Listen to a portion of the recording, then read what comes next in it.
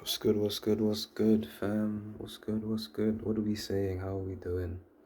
Let me give you a nice pan of the beautiful starry night. Listen, today's video, I want to put you guys on some game about limitations. So, in reality, right, people really like to keep telling us what we can and can't do. Now, it is exceptionally important that we do not listen to them. We don't listen to them at all. Because not only do they not know what they're talking about, most of the time, majority of the time, they're just projecting. You see, limitations are just lines drawn in the sand by people who aren't strong enough to surpass those limits. I could give you a million analogies that prove this fact. Listen, if you're familiar with fleas, right? Fleas can jump 20 times the height of something. I don't know what that something is, I forgot. I think it was humans. I think it's 20 times the height of humans. That's what a flea can jump. So fleas can jump 20 times the height of humans. But if a flea is put in a bottle or a jar and it's jumped only to the tip of the jar, the top of the jar for years, right? That's gonna become its new limit, its new cap. And once it has children, those children will also only be able to jump to that same height. So inherited insecurity, you could call it. Inherited limitations. So as a society, as a race, us humans, we inherit all of the limitations of the people around us in our immediate environment and the people not in our not so immediate environment. The people online, the people we watch, the shows we watch, the books we read, we inherit all of the subconscious assumptions and projections with which we are forced to accept. The thing with an assumption is the most dangerous assumptions in life aren't the ones you see, it's the ones you don't see. It's like a punch. The punch that knocks you out is not the punch that you see coming, it's the one you don't see. Now, when we communicate in our normal day-to-day life, we have a ton of limitation and a ton of hidden assumptions underneath what we say. So I want you to run a quick thought experiment, right? Think about something you've said to someone before as an absolute fact, right? Anything at all. Maybe something you saw online, something you heard, something your friend told you, something you've always believed. And tell me that thing that you're thinking of. Are you 100% sure it's true? Are you sure? Are you certain that it is a fact in reality? Why do you think it's a fact? Because your friend told you, your family, you saw it online on a trusted news channel, you've heard it so many times that you believe it now.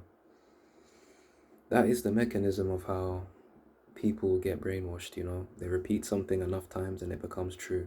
And not because it's actually true, but because your body's like, oh, I keep seeing this, it must be a serious thing, let me just take a note of it and take it serious.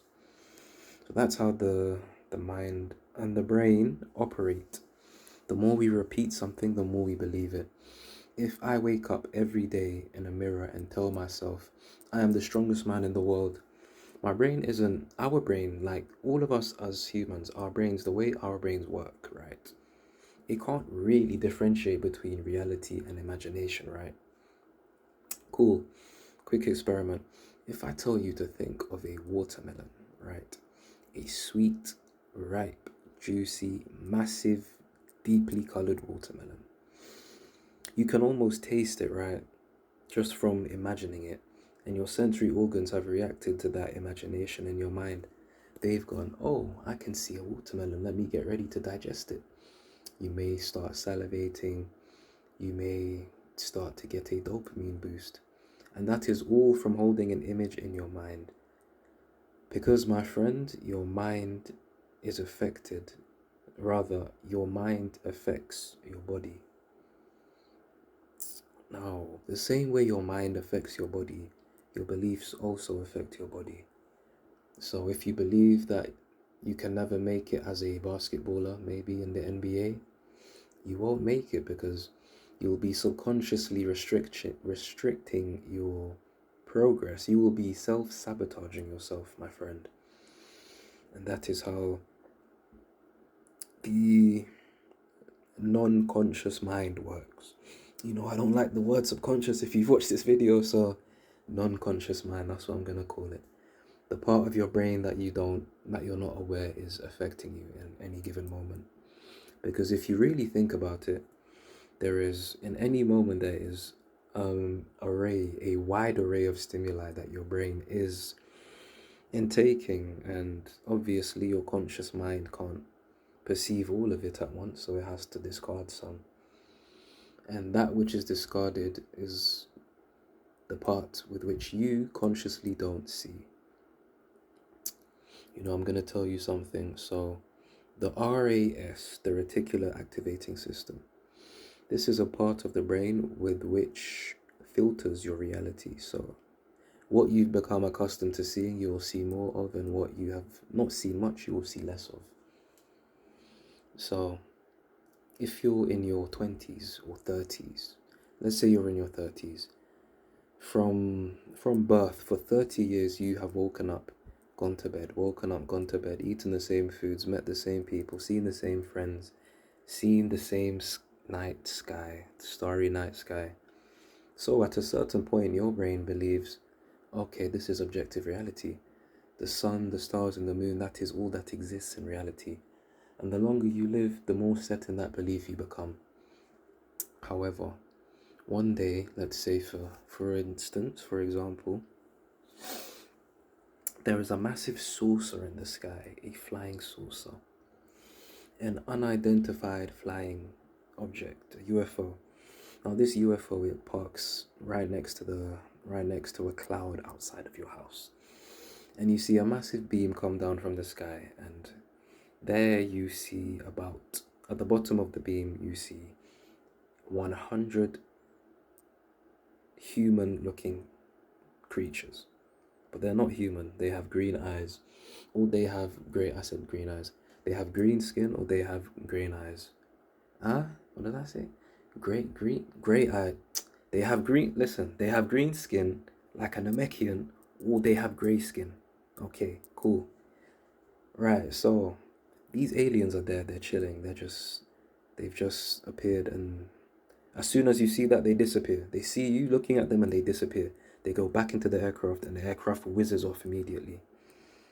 Now this could happen at any point in time. An alien aircraft could just land on Earth. And we would be surprised. I mean, some of us wouldn't be surprised. There's a few of us who believe in aliens, of course, but the majority of us, we would be quite surprised to see that. Now, what's stopping you from believing in aliens? The fact that you haven't seen one yet. That's the only thing keeping you back. I mean, maybe you personally have seen one. I know people who've claimed they've seen one, so maybe you're different, but I say all that to say, aliens could be real. The only reason you don't believe in them is because you haven't seen them. But there are thousands and millions of things on Earth that exist that you haven't seen. Now there's plants and fruit that you've probably never seen and don't exist. For instance, what if I told you there's a fruit, let's call it acerola. Now this acerola fruit, it has the highest amount of vitamin C ever. So 100 grams of acerola has 18,000 milligrams of vitamin C. Now that could be a real fruit, and because you've never seen it, you're going to be like, what? 18,000 milligrams? How much is that in a tablespoon? That's 1,800. I said 1,018. That's 1,800. You're going to be like, no, that can't exist. And it would be a valid assumption to make, because that's an insane amount of vitamin C for one fruit to have. And yeah, it would sound crazy. But what if I told you, I should clarify, not the raw fruit, but let's say a dried variation of the fruit. It has 18,000 milligrams per 100 grams. That's more realistic. Now, you'd think that fruit doesn't exist. What if I told you it does exist? You wouldn't believe me because it sounds absurd, right? But if you Google it right now, that is an actual fruit that exists, and in its powdered form, it actually does have 1,800 milligrams of vitamin C. And that's crazy, and that just goes to show you that reality isn't exactly what you perceive it to be. Well, rather, your reality is what you perceive it to be, but objective reality is not what you perceive it to be. Remember, we only see about less than 0.1% of all visible light. Now that's profound. That means we are barely seeing anything. We're not even seeing 1/100th of reality. We're seeing more like 1/1000th of reality. And we're seeing it because our brain is projecting an illusion which our mind is perceiving as reality. So I say all of this to say that what you believe to be reality may just be an illusion created by someone else. And so, since reality isn't essentially, it's not what you think it is. For you it's what you think it is, but objective reality, it's far, far greater than the confines and the constructs of the limited human mind, my friend. So, you have to make sure you don't let anyone ever hold you back in life with their own preconceived notions and projected insecurities as if it is reality. Going back to the flea analogy, I don't know if I finished it. A flea in a jar will learn and be programmed to only jump as high as the lid of that jar, and even its offspring will carry that same limitation, and so on and so forth for generation and generation and generation. And before you know it, you have a bunch of fleas jumping 1% of their maximum potential. So, my friend, don't let the average man or the average woman dictate what you believe to be possible and the image that God has planted in your mind for you to make a reality. Because remember, my friend, an intelligent man always hits the target, but a genius hits the target an intelligent man doesn't see.